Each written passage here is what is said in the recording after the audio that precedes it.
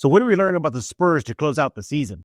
You are Locked On Spurs, your daily San Antonio Spurs podcast. Part of the Locked On Podcast Network, your team every day. Welcome back to Locked On Spurs. We're here on the Locked On NBA Network. I'm your host, Jeff Garcia, Spurs writer for Ken 5 San Antonio. Glad to have you all back, and happy Monday, everybody. Hope you're having a great day. Hope you had a good weekend. And I know Monday blues, I get it, but we'll help you get through it right here on Locked On Spurs. Make sure to subscribe to us wherever you get your favorite podcasts, iTunes, Spotify, Ken 5 Plus app, YouTube. Check out the Locked On Spurs newsletter. It's in the description below on YouTube. This LO Spurs newsletter. Click that link, completely free. Sign up today. What are we talking about today? We're going to be talking about things we're learning about the team to close out the season. There's a lot to learn about this team, whether it be on the bench, starting unit, future forward thinking. Yeah, there's a lot to sift through. We're going to try to pick two each, me and the guest. Also, speaking of the guest, it's Rudy Campos, by the way. I should let everybody know that. He had an interesting take on his show, Sweep the League, when I asked him about who would he take, prime Nikola Jokic versus prime Tim Duncan. You might, I don't know, will you really be shocked what he said? He always likes stirring the pot. Well, we'll discuss that with him in just a few minutes. Go ahead and bring him on. Rudy Campos, welcome back to Locked On Spurs. Happy Monday to you, buddy. And man, talk about starting the Monday right, with some hot takes that you had. Yeah, I mean, hot take, it sure was. The understanding, you have to really dive deep into the reasoning behind it, but I'm sure we'll get to it as quickly as we can. I mean, and again, I 100% guarantee that, 100% of the people don't agree with me unless you really dive into the thought process. Well, we'll give Rudy his chance to explain himself in just a few minutes. By the way, follow him on X at Sweep the League and check out his show on YouTube, Sweep the League. Do that right now. Rudy, I know you're pressed for time here, so let's go ahead and get into it. So the Spurs are winding down the season, and there's only just a handful of games left, and that's all she wrote. No playoffs, likely no play-in unless something. Can you believe that's how bad the bottom West is, Rudy? The Spurs can still trip into it. They can still trip into it. I mean, it's just ridiculous. But mathematically, they're still in it. But, I don't think, one of those other teams, Phoenix or Dallas, are going to let go of they're leading the Spurs. But the point is that we're learning a lot about this team. We're learning a lot about life without Wemby, life without Bots. We're seeing it right now. And, let me go to start us off here. One thing that I'm learning about this team is the coaching search continues. If Popovich decides to call it a day, retire, I think Mitch Johnson has done a good job, all things considered, thrown to the fire. No Wemby, you lose Fox. It's a depleted roster, no star power, doing the best he can. But I think even doing the best he can, it tells me this team is not ready to go ahead and anoint him the heir apparent to the coaching seat if Pop calls it a day. So I'm learning about that. He's making a lot of rookie coaching mistakes. Look, it happens. I get it. But what I'm learning, though, is Mitch still has a ways to go. Commendable job being thrown to the fire. But Rudy, I think that's the first thing for me I'm going to bring up is I'm learning about this team is that the rebuild is ongoing and the rebuild for a new coach still continues to be searched for because I like Mitch, man, but I don't think he's nailed it in the coffin, Rudy, to go ahead and take the head coaching seat. Yeah, when you're talking about Mitch Johnson, I understand the fact of, he was thrown into the fire. It was unexpected for him to take over.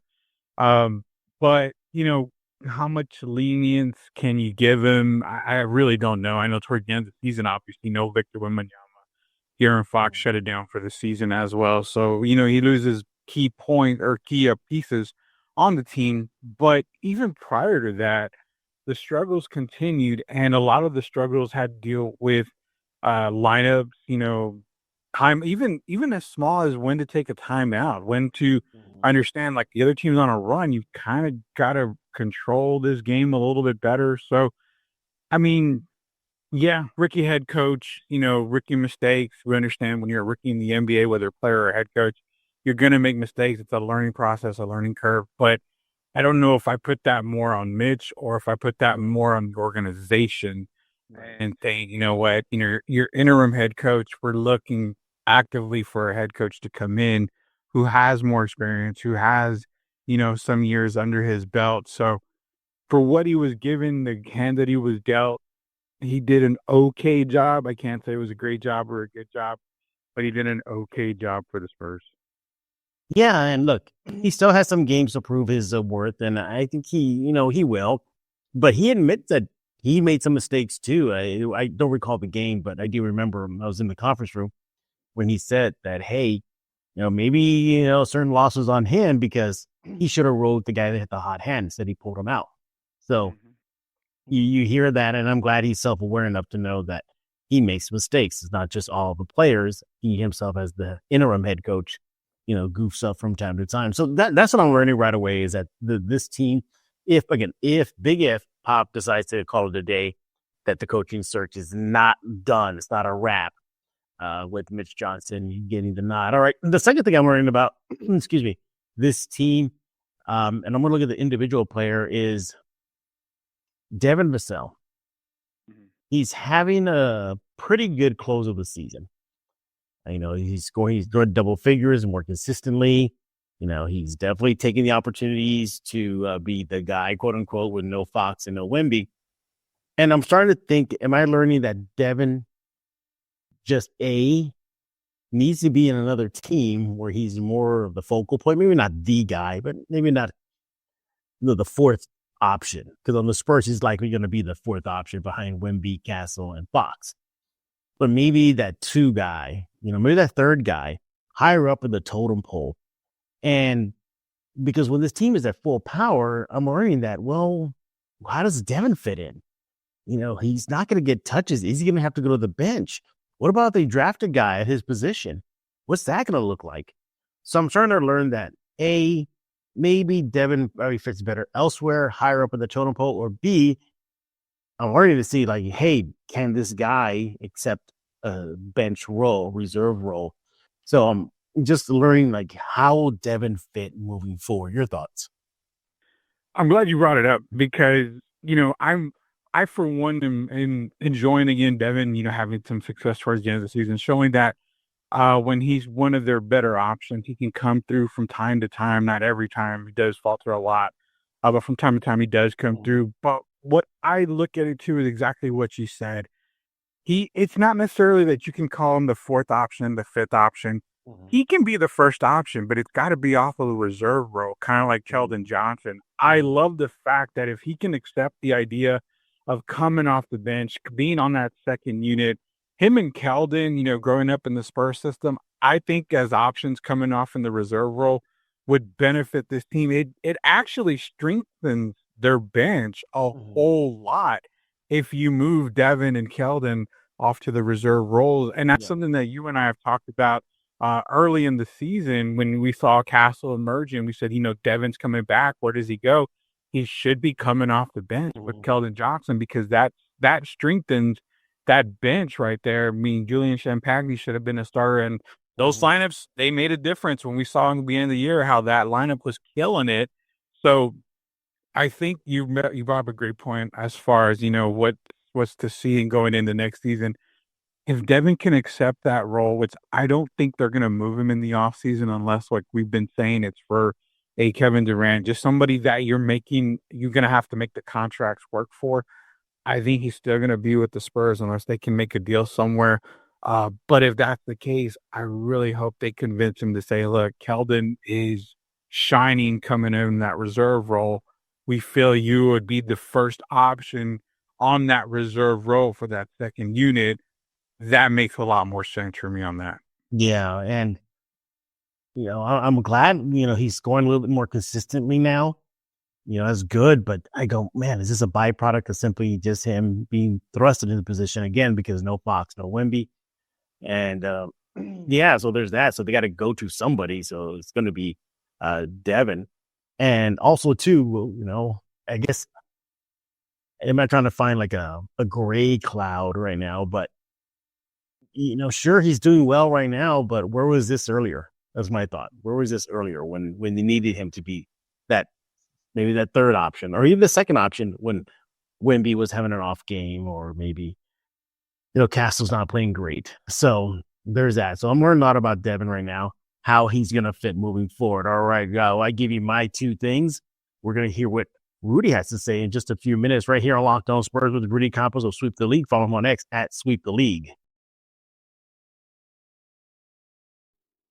Ever check your bank account and wonder, where did all my money go? Between dining online, shopping, entertainment, it's easy to lose track. That's where Monarch Money comes in, your personal CFO, giving you full visibility and control over your finances. Money Monarch isn't just a budget app. It's a complete financial command center. You can track all your accounts, investments, and spending in one place, so you just stop managing all your money and you start building wealth. Look, you get surprising insights. When I started using Monarch, I realized just how much I was spending on food delivery. Now I budget smarter and save more. Easy collaboration, managing money with your partner smoother than ever. You can track shared and personal accounts, set goals, stay on the same page without the stress, all in one convenience. Instead of juggling multiple apps, you use Monarch to check your finances, track spending, even plan long-term goals. Right now, you want to take control of your finances with Money Monarch. Use code LOCKEDONNBA at monarchmoney.com for 50% off your first year. That's monarchmoney.com, code LOCKEDONNBA for half off your first year. A Jedi uses the Force. To subscribe to Locked On Spurs, pass on what you have learned. We're back right here on Locked On Spurs with Rudy Campos of Sweep the League. Follow him on X at Sweep the League. And we're talking about things we're learning about the San Antonio Spurs team as this season winds down. So I started it off, Rudy, by looking at the coaching spot and then Devin Vassell. What do you got on top of your list right now?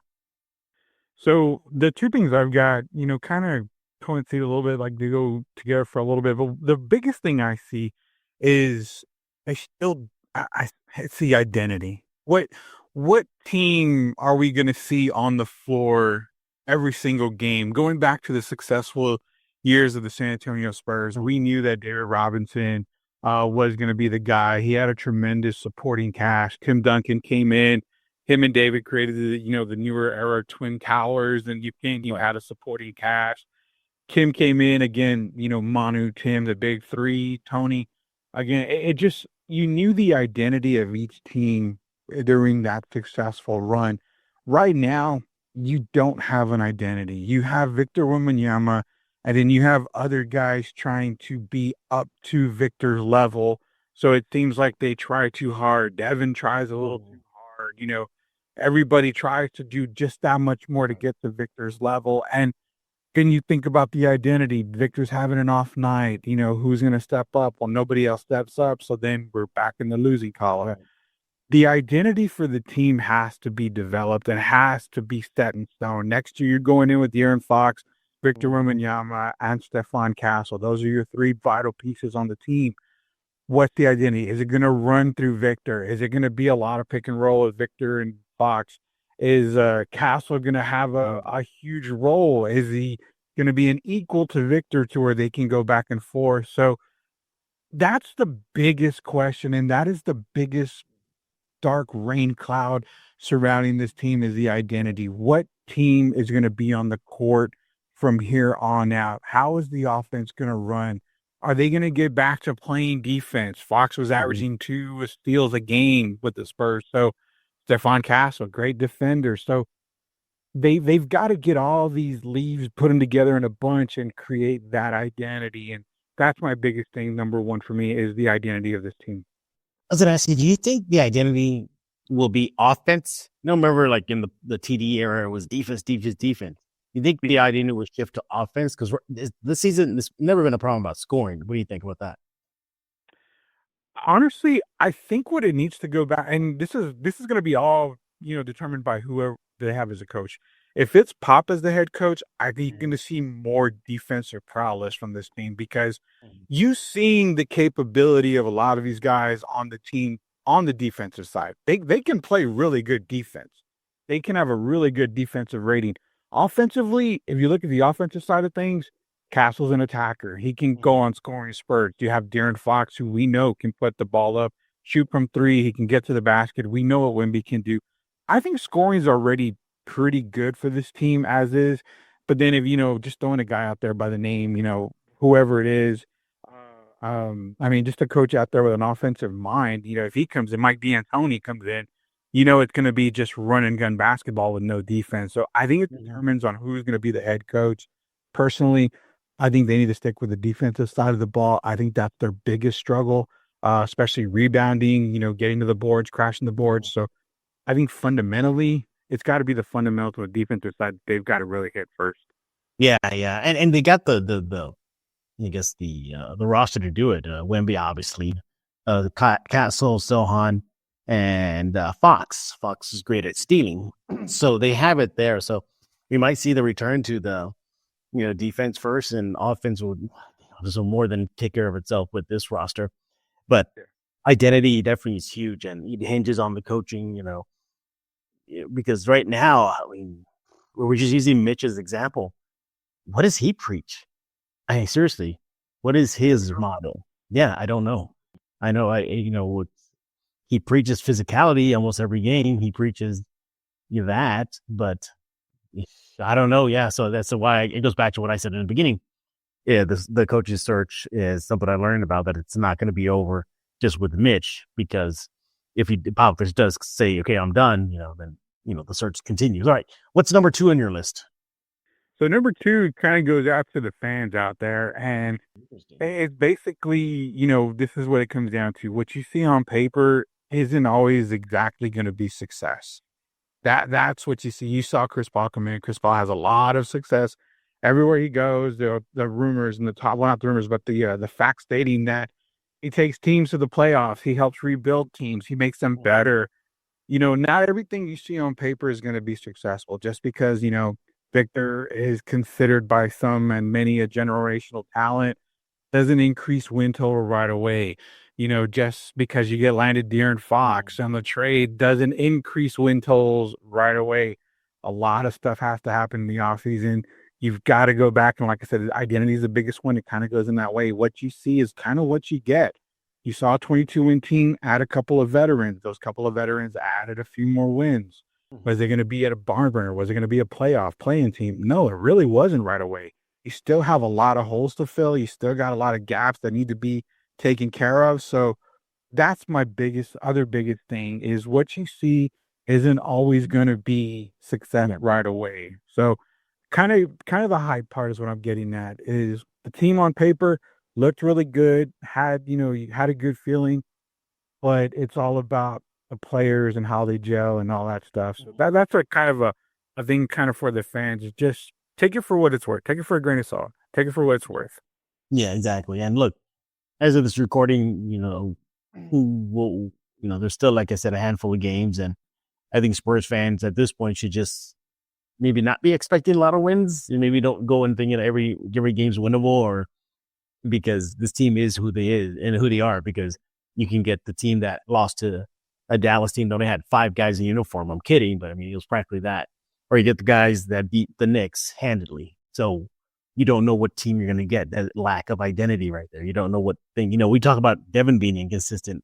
Maybe collectively the team is inconsistent. I think that's pretty much what it is. I mean, Devin could be a reflection of the team. Just this team is inconsistent. You beat New York, you lose to a depleted Dallas. You let Shark come in and get 26 threes on you, but then you go out and beat a Denver team. Yeah, I mean, the Knicks game is a perfect example. I mean, a team that's already, in the playoffs in the East, they're getting ready to make that playoff run, that deep, run to the finals. But, I mean, that's a perfect example of you can come out on any night and have a great night and get a win over one of the best teams in the league. You're not going to get that from Mamu every single night. Yeah. So, that's what I'm saying. Hey, a win is a win. It's fantastic. It's great. It's going to happen from time to time. But don't oversell the fact that, there still are issues with the team. And FYI, getting to 30 wins, it's monumental. I mean, that you were in 20-win column, low 20-win column a year ago, getting to 30 wins, 35 wins. That's monumental if you really look at it. It's not bad. It's monumental. Anything else on your list there, Rudy? That would be it. Those are my top 2 right there. Yeah, exactly. So there's a lot to learn from with this team as we're winding down the season. One thing I'm learning is, wow, just how better this team can be with Wemby and Fox at full power. I think it'd be pretty interesting. We looked at that last week on Locked On Spurs. We looked at a 5-game sample size that Fox and Wemby had together, and the numbers, if you project them out, are pretty strong. It was weird, though. Those 5 games, they were a minus 1.2 together in a 2-man rotation there. But nevertheless, the numbers were staggering. Like, the offensive rating was great. The defensive rating was great. But the 2 guys turned the ball over a lot. So I think that's why I dropped it down. But yeah, and so there's so many things to learn about this team as the season comes to an end. And there'll probably be a lot more lessons. And, one thing we need to talk about is Keldon. Is he making the case for him to stay long term? Another case we're learning about this team is the obvious from the lack of big man depth. Other things too is like we're learning about this team is where they might draft. We know they need bigs, but what do they need? Guys who can hit the outside shot more consistently. So there's a lot of things we can learn about this team. We'll discuss it all as the season comes to an end right here on Locked On Spurs with Rudy Campos of Sweep the League. Follow him on X at Sweep the League. We're not done with Rudy because we're not going to let him off the hook here. We're going to put him on the hot seat. He had a hot take when it came to Prime Duncan versus Prime Joker. He's going to talk about that in just a few seconds.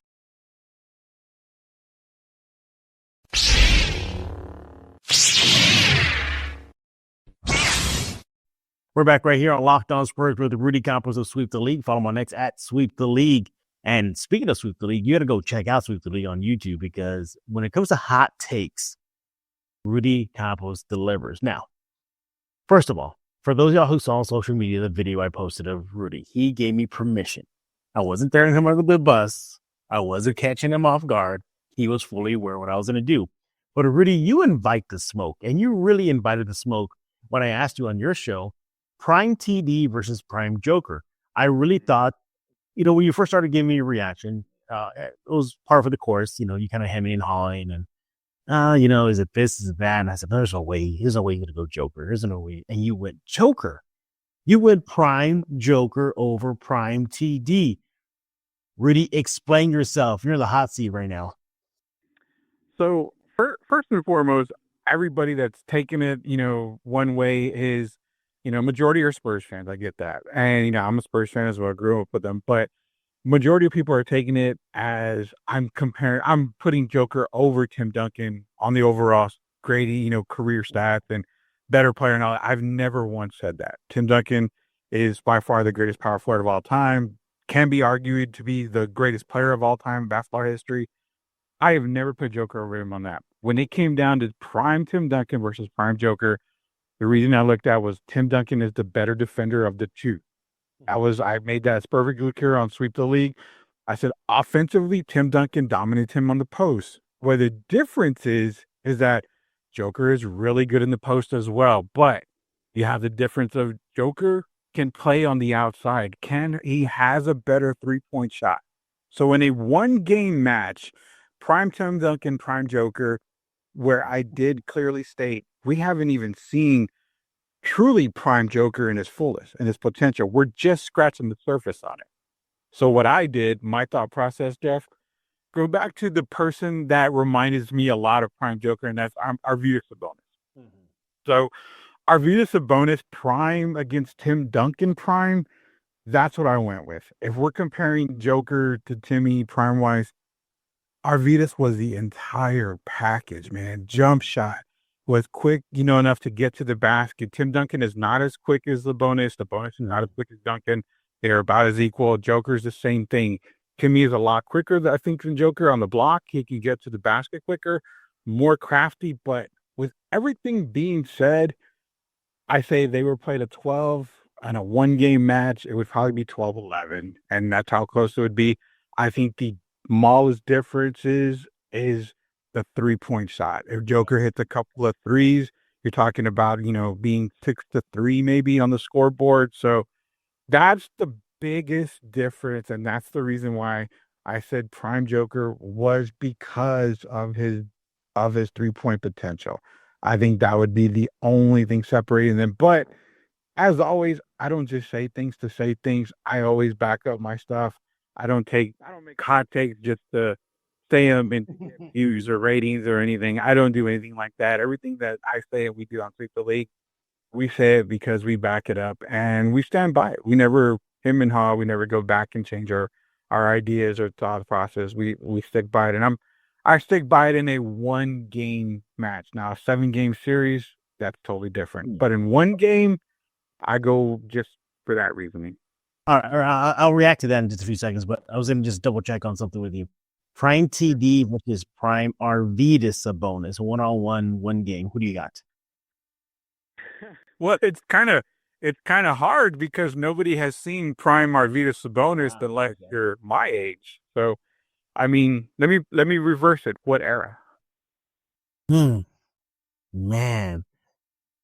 Let's see. Were they both kind of, I guess Timmy played during the era where they were already phasing out the physicality, right? Like it was starting to do away with that.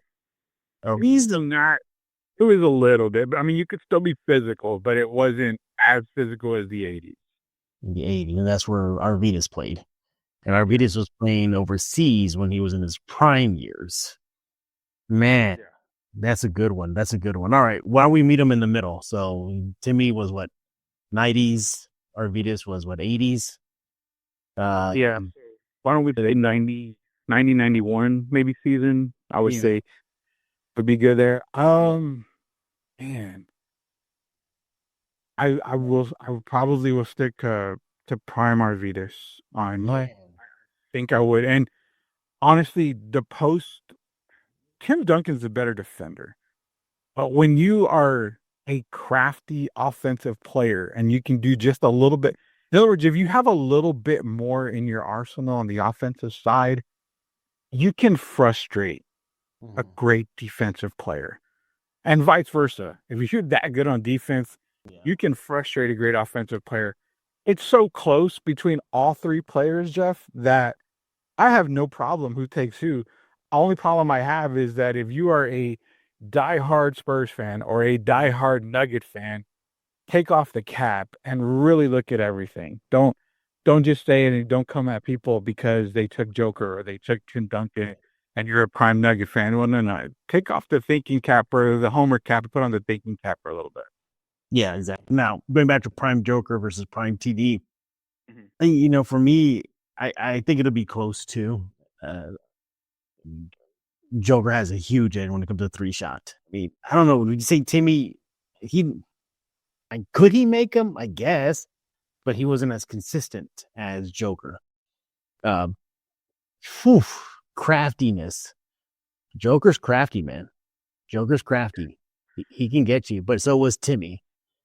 I think, man, I'm gonna go with TD in double overtime in that 1 game 1-on-1 because I think Timmy is gonna just frustrate Joker on the block, and I think I will go with a higher percentage shot versus the lower percentage shot that Joker has with the 3-shot because obviously Joker has the edge on the 3-shot versus Timmy, and I think I give Timmy the edge on the low block versus the Joker, and I think.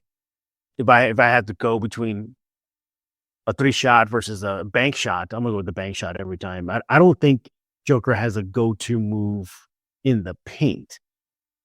Timmy does. He's either gonna bait you and get you fouled if you foul him, or he's gonna hit you with the bank shot. Joker is just crafty as hell, but I don't think he has a go-to move. Unless I'm missing, I don't think he has a go-to move, right? Not necessarily. No, I mean he reminds everybody a lot of Sabonis. He doesn't have one go-to move. And, as a defender, you can't send Timmy left. You can't send him right because Timmy's crafty both ways. The best way to defend him is to be physical. But even at that, Tim has a great spin move. He backs you up. You bump him a little. He spins right. He spins left. So, I mean, it's a lot closer. And when I say, it's my splitting hairs, man. Splitting atoms. It can go either way. But, overall thinking, we don't know what Prime Joker is. Prime Joker, I mean, we've already got 1 NBA title, 1 NBA Finals MVP, 3 MVPs, a 4-time All-NBA first team. He doesn't have the defensive accolades as Tim does. But, I mean, that's kind of what, that's kind of what makes this debate so good. And then you got to keep in mind is, we're just in the Prime Joker era. You're talking about a guy that could end his career, Jeff. Career as the only player to average a triple-double. There's a lot of stuff we still don't know about Joker yet. Yeah. You agreed with me on this on your show, but I said Joker is the modern day TD, and that's probably what he is. He's just a modern day TD.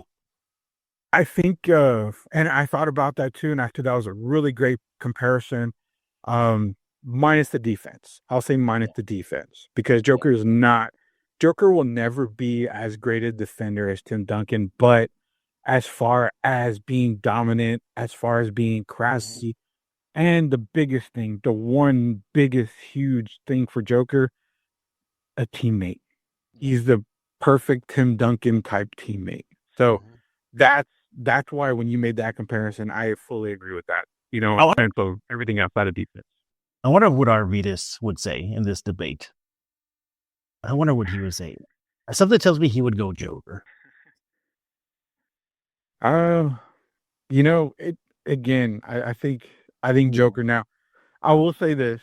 Me and Derek Gervin, obviously a host for Sweep the League, talked about it. Derek did say Tim, but kind of like I'm taking Tim only because of defense. Well, that's huge, though. I mean, it's not just because. I mean, that's a big thing. I mean, but like you said, offense and defense. He thinks Timmy could wear Jokic down enough to where he kind of gets tired on the offensive side, which makes it a little bit tough for him to score.